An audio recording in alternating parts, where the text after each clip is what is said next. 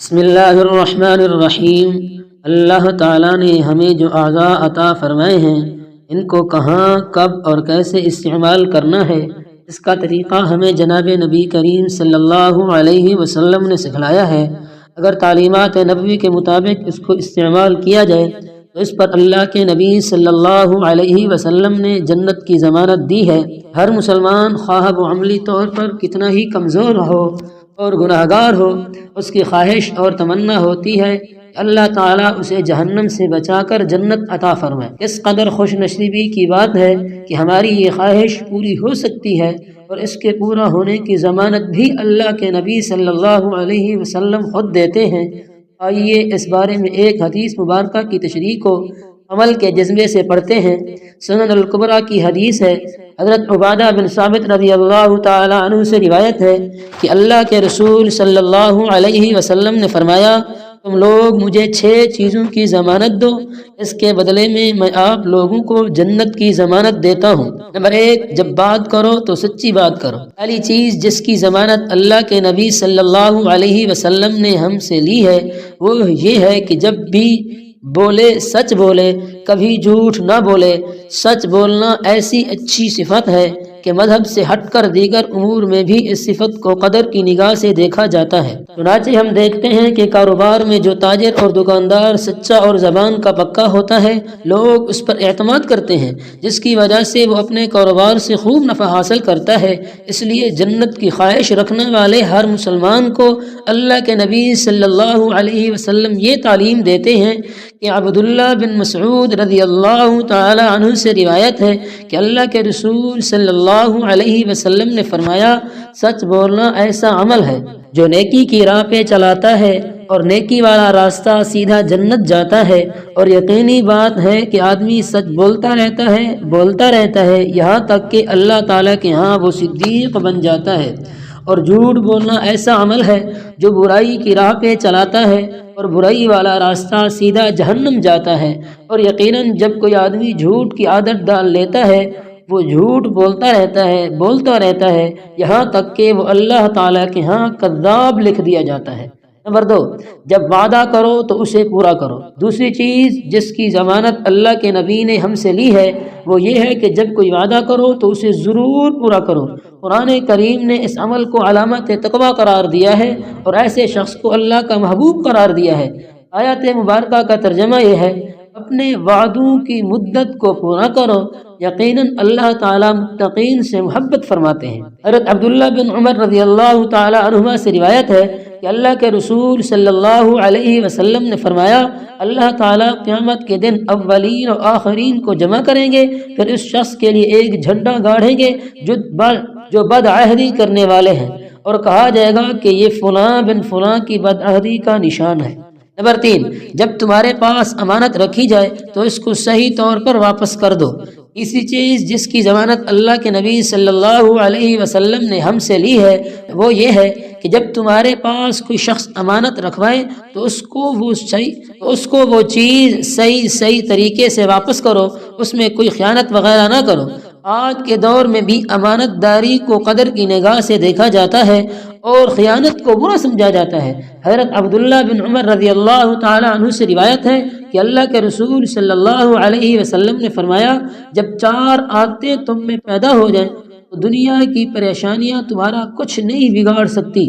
وہ 4 عادات یہ ہیں، امانت داری، صدق، حسن خلق اور حلال رزق۔ معراج کی رات جب آپ صلی اللہ علیہ وسلم نے جب جنت و جہنم کا مشاہدہ کیا، اس موقع پر آپ صلی اللہ علیہ وسلم کو بطور مثال وہاں کے لوگ بھی دکھائے گئے۔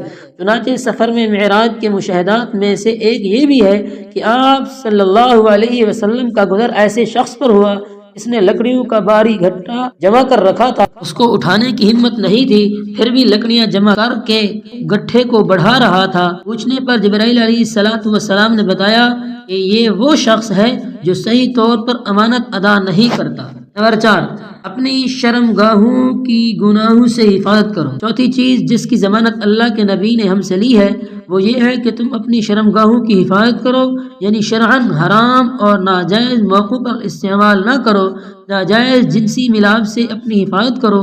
ایک روایت میں یوں آیا ہے، حضرت سہل بن سعد رضی اللہ تعالیٰ عنہ سے روایت ہے کہ رسول پاک صلی اللہ علیہ وسلم نے فرمایا جو شخص مجھے اپنے دونوں جبڑوں کے درمیان والی چیز یعنی زبان اور اپنے دونوں ٹانگوں کے درمیان والی چیز یعنی شرمگاہ کی حفاظت کی ضمانت دے دے تو میں اسے جنت کی ضمانت دیتا ہوں۔ نمبر 5، اپنی نگاہوں کو ناجائز اور حرام چیزیں دیکھنے سے بچاؤ۔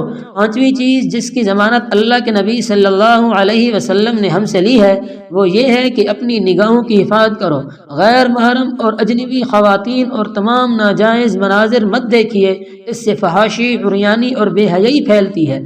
قرآن کریم نے یہ نہیں کہا کہ تم زنا نہ کرو، بلکہ اسے بے حیائی اور بہت برا راستہ قرار دے کر اس کے قریب جانے سے بھی روک دیا، یعنی تمام ایسی باتوں سے خود کو بچانے کا حکم دیا جن کی وجہ سے انسان زنا جیسی لعنت میں گرفتار ہو سکتا ہے، یعنی نامحرم کے ساتھ بے حجابانہ گفتگو، تنہائی، بوس و کنار وغیرہ عموماً بد نظری سے شروع ہونے والا سفر کاری تک جا کر ہی تمام ہوتا ہے۔ معراج کی رات جب آپ صلی اللہ علیہ وسلم نے جنت و جہنم کا مشاہدہ فرمایا تو آپ صلی اللہ علیہ وسلم کو بطور مثال وہاں کے لوگ بھی دکھائے گئے۔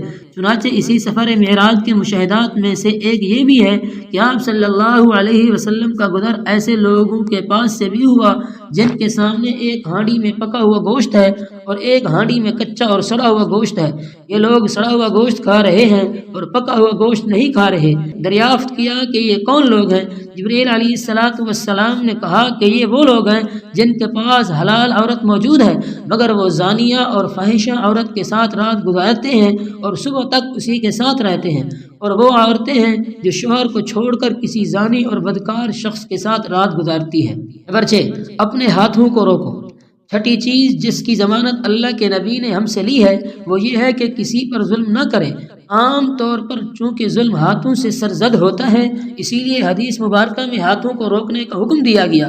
حضرت عبداللہ بن عمر رضی اللہ تعالی عنہما سے روایت ہے کہ اللہ کے نبی صلی اللہ علیہ وسلم نے فرمایا مسلمان کا بھائی ہے، نہ اس پر ظلم و زیادتی کرتا ہے نہ اس کو اوروں کے سپرد کرتا ہے۔ جو اپنے مسلمان بھائی کی ضرورت پوری کرنے میں لگا رہتا ہے اللہ پاک اس ضرورتیں پوری فرماتے ہیں، اور جو کوئی کسی مسلمان کی مصیبت دور کرتا ہے اللہ پاک اس سے قیامت کے دن کی مصیبتیں دور فرمائیں گے، اور جو کسی مسلمان کی پردہ پوشی کرتا ہے اللہ پاک قیامت کے روز اس کی پردہ پوشی فرمائیں گے۔